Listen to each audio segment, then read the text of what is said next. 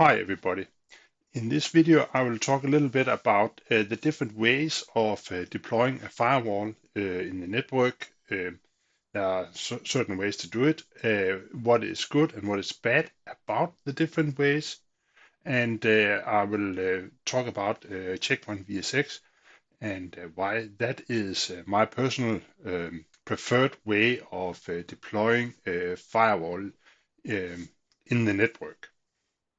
First of all, if we take the standard way, the simple way you could say, of deploying a firewall, where you have one big firewall with a lot of connections to different stuff, perhaps connections to the DMZ servers, connection to the data center, client, and to some facility network here illustrated by a copy printer, but it could also be your environmental control, your access control to the buildings, and all that kind of stuff. This is a simple way of doing the deployment. You have one firewall, one place of debugging, but it also has some disadvantages. You have to be very, very careful when you design the rules, because if you make a rule where you say that this client has a destination of any means any network, that means all the different networks. So you can very easily make a rule that gives you more access that you intended to do. Also, when you deploy different kind of threat preventing policies on the network, this gateway will have all the enabled threat prevention policies for all the network, even to the network where you could say that there is URL filtering necessary for accessing your printing environment, because basically you want your printer to talk to your print server, and that's it. So you could say there is threat prevention not likely the most efficient thing to put in, but to the internet you of course need all the different kinds of threat prevention. So this is one of the ways. That way I have done in the past, but I have gone away from it due to this issue, and it is not very scalable, and you are very locked in the design, and you get a huge rule set which can be hard to oversee. You could get thousands of rules if you want to get around everything. The other way is to deploy individual firewalls between the different network segments. Again, we have basically the same functionality here. You can see we have a copy print, which is connected to our facility gateway, which will also handle all the other facility stuff. We have a client gateway and a data center firewall. Of course, we have one gateway for the internet, and we have another one for the DMZ. If you do this with traditional gateways, it will be efficient and more easily to manage, but it will be highly costly, because you will have to buy two gateway appliances or open servers or whatever for each firewall deployment.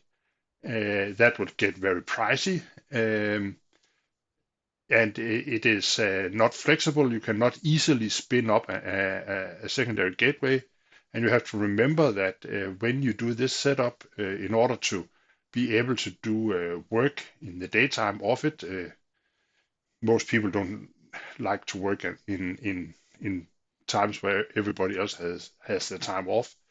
So you need a cluster functionality, and it will be very costly in the matter of hardware. And in today's world, where we have a lot of CO2 requirement as well, to lower that, it will be not the best way of doing it.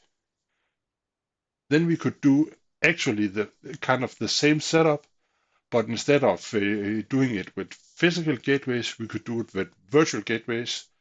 That means that we have two appliances or open servers. It could both works. I use both appliances and open servers.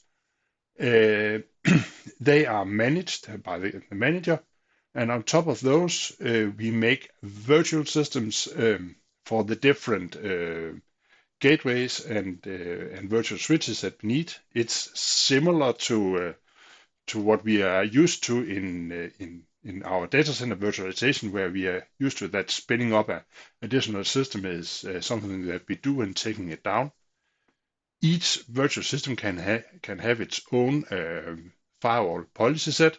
It can have its own blade configuration with anti-threat prevention, anti-bot URL filling, and whatsoever you want to. So you can actually very precisely select which security functions you want in different kind of the network, and thereby make it most efficient.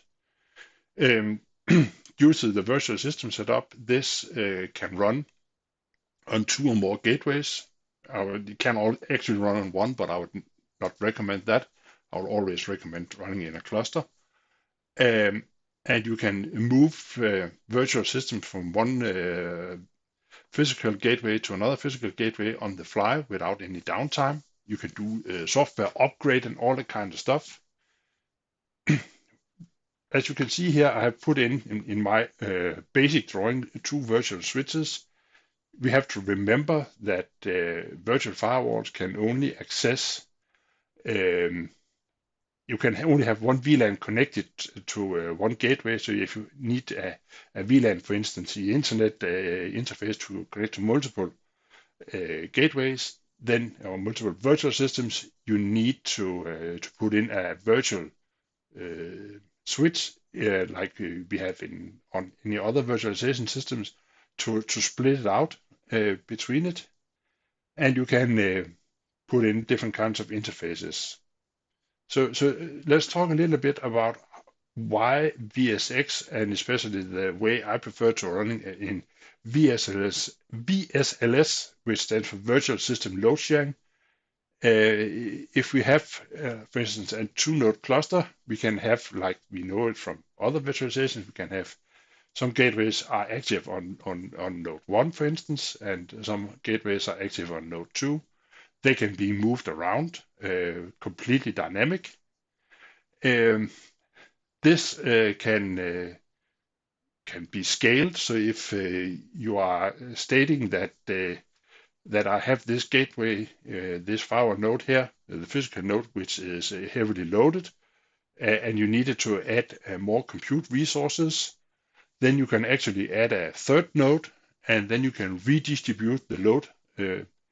A virtual gateway can only be active on one node at the time in the way I do it, but you can of course change the way and the number of Core Excel instances and other running on that one. So if you add a 3rd node and extend the cluster, you can see that you have an active and a passive, and the 3rd one would be a backup. There will be no state sync to the backup. So if the node where the active is running on goes down, then the passive will be active, of course, and a backup will be promoted to passive. In that way, we can run this setup, and we can run it, and we can scale linear performance up to 8 node. When we have 8 node in a cluster of this, it of course requires 8 virtual systems if you want to have one active on each node. And you'll have to remember that if you have a 2-node cluster, you can actually not load each node more than like 50%, because if you are in a fail scenario, or when you do an upgrade and have taken one node down for maintenance, you need to have the sufficient resources to running all the virtual systems on the active gateway that are left in the cluster. This is all. In the next video, I will show how to configure and convert a checkpoint gateway into a VSX cluster, and how to spin up a virtual firewall. So that was all, and see you around next time.